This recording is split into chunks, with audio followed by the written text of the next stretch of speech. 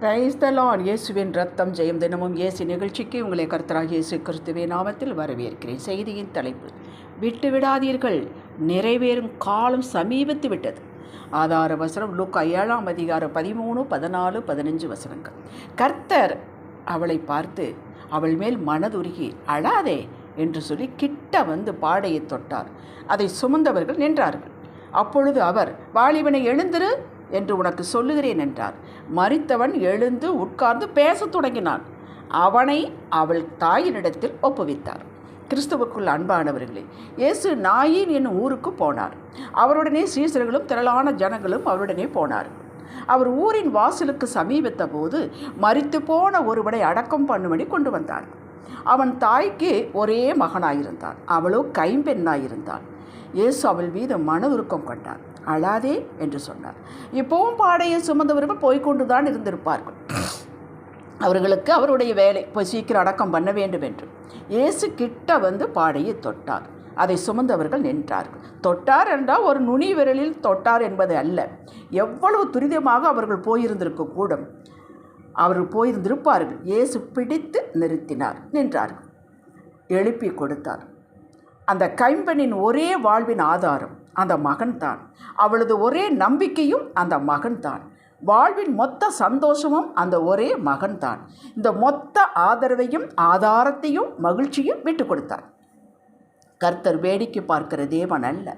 நம்முடைய மொத்த மகிழ்ச்சி, வாழ்வின் பிடிப்பு, ஆதாரம் ஒன்று நமது வேலை அல்லது பிஸ்னஸ், மக்களை பற்றிய ஹோப், இதை ஒட்டுமொத்தமாக புதைக்க விடமாட்டார்.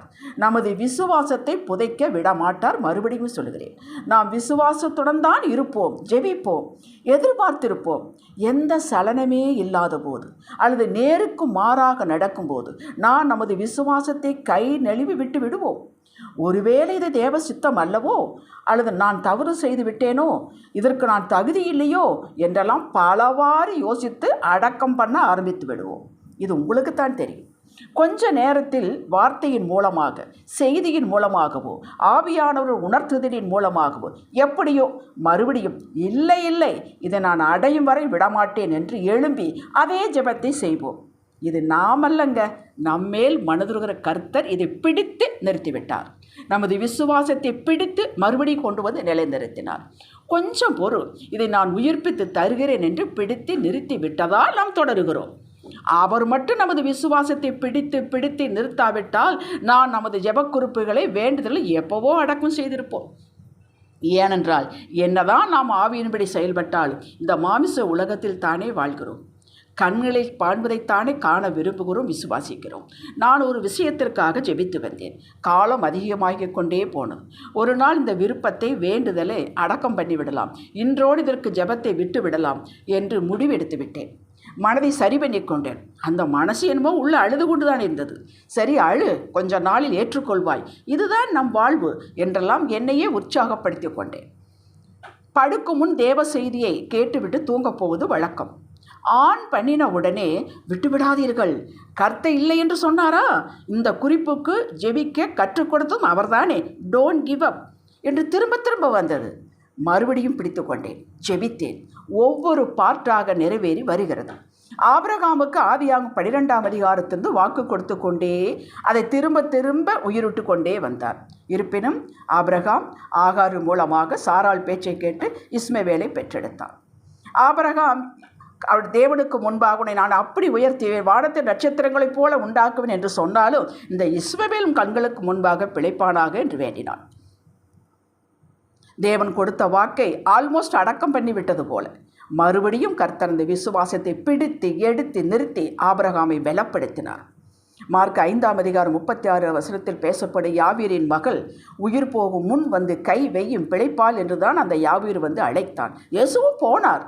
போகும்போது தடை, மகள் இறந்து விட்டாள் என்ற செய்தி. அவன் ஒன்றும் பேசவில்லை. மனதில் என்ன நினைத்திருப்பான்? முடிந்து விட்டது என்றுதானே. இயேசு, பயப்படாதே, விசுவாசம் உள்ளவனாயிரு என்று அவன் விசுவாசத்தை அடக்கம் பண்ணும் முன்னே பிடித்து நிறுத்தினார். இந்த வார்த்தை அவனுக்கு போதுமானதாக இருந்தது. எழுப்பி கொடுத்தார். இறந்த மகளை, இந்த செய்தியை கேட்டுக்கொண்டிருக்கும் உங்களில் யாருக்காவது சரி விட்டுவிடலாம், இனி அவ்வளவுதான் என்று பெருமூச்சு விட்டு கொண்டு யாருடைய ஆதரவும் இல்லாமல் மனதிற்குள்ளேயே வேண்டுதல்களை, விருப்பங்களை அதனோடு இணைந்த விசுவாசத்தை புதைத்து விடலாம் என்று எண்ணிக்கொண்டிருந்தால் மகளே மகனே விட்டுவிட வேண்டாம். ஜெபிக்க சொன்னவர் அவர்தான். பயப்படாதீர்கள். இதற்கு உயிரூட்டம் கொடுத்து நிறைவேற்றுவார். நிறைவேறும் சமயத்தில் புதைத்து விடாதீர்கள். வெண்ணெய் திரண்டு விட்டது, சட்டியை உடைத்து விடாதீர்கள். பிசாசு சொல்கிறான், உங்கள் காதில் முடிந்தது, விட்டுவிடு என்று. கர்த்தர் சொல்கிறார், தீவிரமாய் நிறைவேற்றுவேன், விடாதே, பயப்படாதே, நான் உன்னோடு இருக்கிறேன், விசுவாசம் உள்ளவரா என்று சொல்கிறார். யார் ஜெயிப்பார்கள்? யாரோடு நீங்கள் இணைந்து கொள்கிறீர்களோ அந்த பாட்டு தான் ஜெயிக்கும். கர்த்தரின் வார்த்தையோடு இன்று இணைந்து கொள்ளுங்கள். இன்னும் உயிர் இருக்கிறது. கர்த்தர் புதுப்பித்து தருவார். ஜெபிக்கலாம். தகப்பனே, யாரிடம் போவோம்? ஜீவனுள்ள வார்த்தைகள் உம்மிடம் உண்டே. எங்கள் காலங்கள் உம்முடைய கருத்தில் இருக்கிறது. எங்கள் ஜீவனும் அது ஜீவனுக்குள் மறைத்து வைக்கப்பட்டிருக்கிறது.